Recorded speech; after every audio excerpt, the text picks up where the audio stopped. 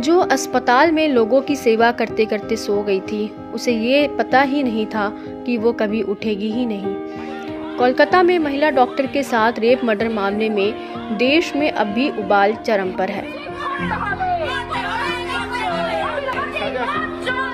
कोलकाता में ट्रिनी डॉक्टर के rape murder case में अब एक सनसनीखेज दावा किया जा रहा है।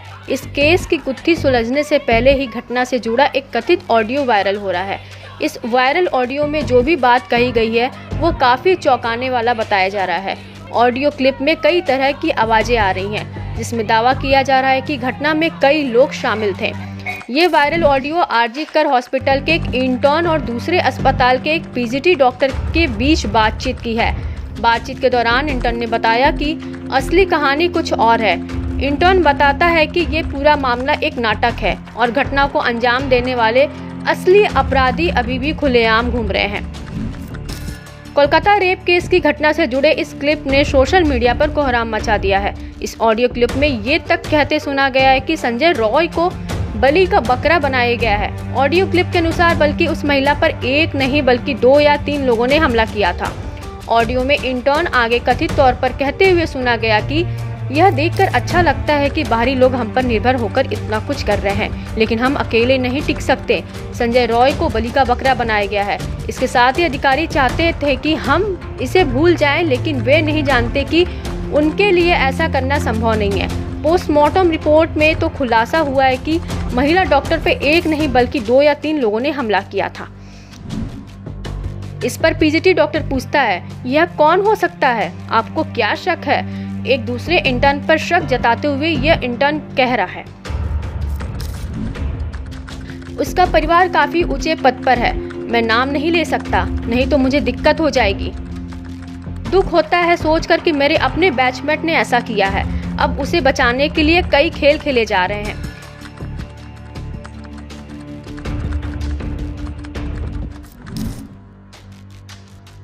इतना ही नहीं बल्कि ऑडियो में इंटर्न पीजीटी डॉक्टर से बाहरी मदद की गुहार भी लगा रहा है। वो कहता है से कुछ भी उम्मीद ना करें। आरोपी को छुपाया जा रहा है। जहां जनरल मीटिंग में कुछ भी नहीं बताया जा रहा है और प्रिंसिपल आकर कहते हैं कि वो रात में वहां सोई ही क्यों थी।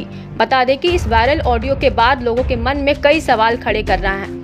यहाँ यह बताना जरूरी होगा कि कड़क इस वायरल ऑडियो की पुष्टि नहीं करता है। वहीं कोलकाता पुलिस कमिश्नर विनीत गोयल ने इन अफवाहों को सिरे से खारिज करते हुए कहा है कि मामले में सिर्फ एक ही आदमी शामिल था। लेकिन यहाँ एक बड़ा सवाल ये भी है कि इतनी विभत्स वारदात को क्या कोई अकेला शख्स अंजाम दे सकता है?